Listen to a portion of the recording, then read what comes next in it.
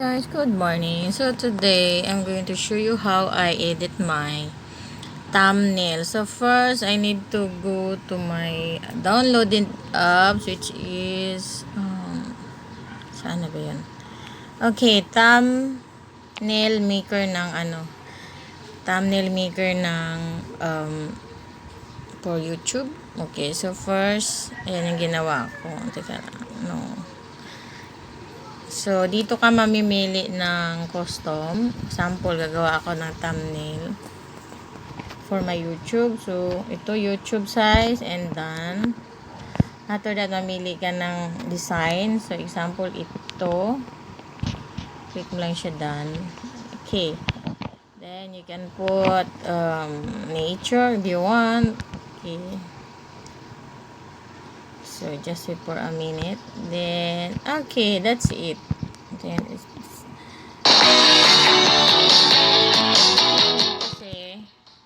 okay, so pag nawala na yung advertisement, it looks like that. And, okay na. So, you can save it sa other mo. Tanggalin mo lang to, Magpa-pop up kasi siya. So, if you want to take out the watermark, watch a bit of videos. Okay. After that, wait for a minute. Okay. So, okay na siya. Close that. Ay, meron pa rin. So, watch uli.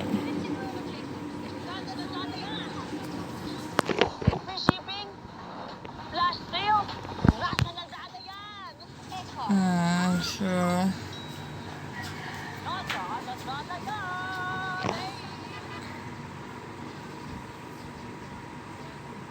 okay. So, i-X natin to. And just save it.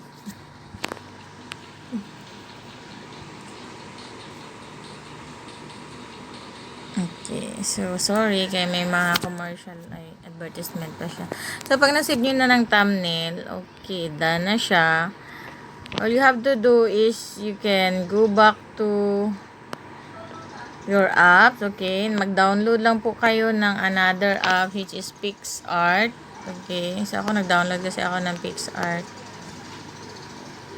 Kasi dito ko siya ginagawa yung pag-photo editing. Maganda kasi dito.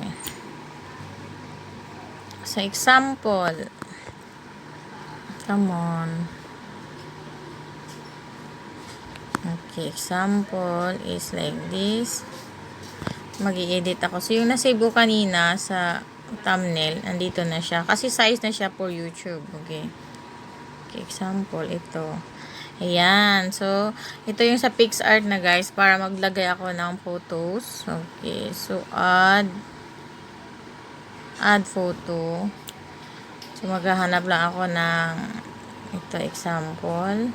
May photo ng palengke. Since na palengke tayo, and palengke kasi ako ngayon. So, cut out.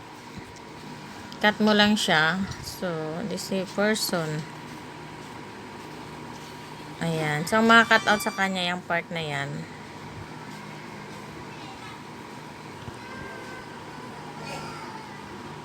Tagal siya.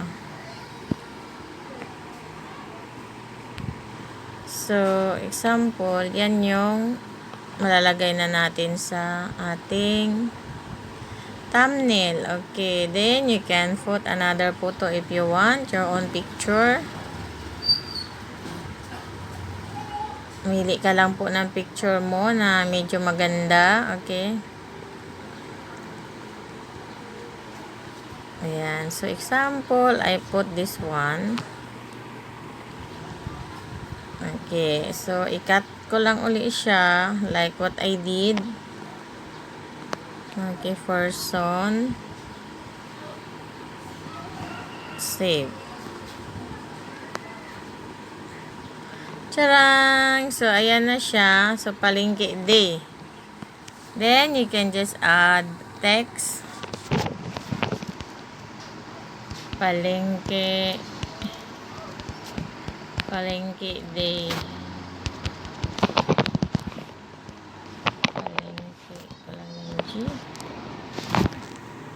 Charang! So, meron ka ng sarili mong thumbnail. Okay. So, that's it. So, gandahan mo lang yung ano mo, yung makikita or palengke. So,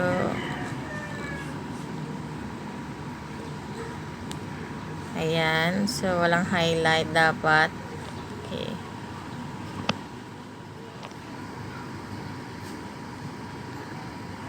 So, example yan guys. So, pwede nyo na siyang example. Kasi maano pa siya eh. So, let's say hindi siya masyadong maganda or nakukulangan kayo sa design nyo.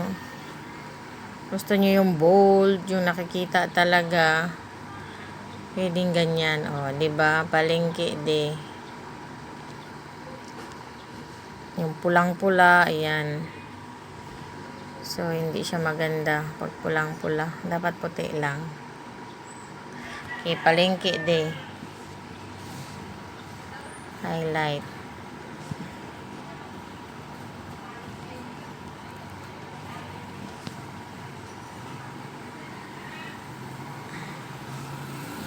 So, yan. After that, you can put some, wait. Pwede kayo maglagay ng stickers, which is, example, YouTube subscribe button. Okay. Ayan. So, pwede nyo gawin to guys. Para meron na kayong sariling ano dyan. Ayan. Subscribe button ng YouTube.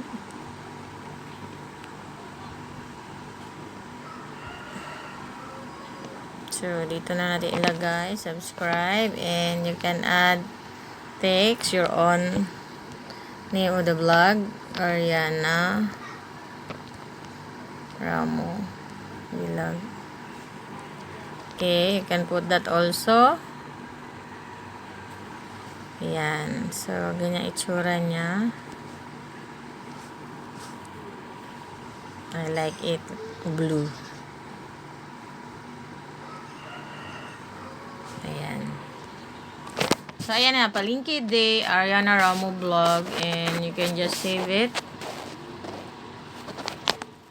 Ayan. So, since na-save na siya, tingnan natin sa ating gallery. Ayan. So, gallery tayo.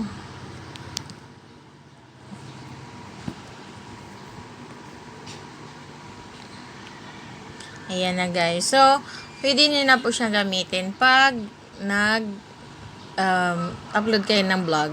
Ganito na po ang lalabas sa unang picture. Pag nag-research yung mga subscriber nyo, ito yung una nyo makikita. And then before yung video mo. So, that's it guys for today. Thank you so much for watching. This is Jen. Bye! Close na natin.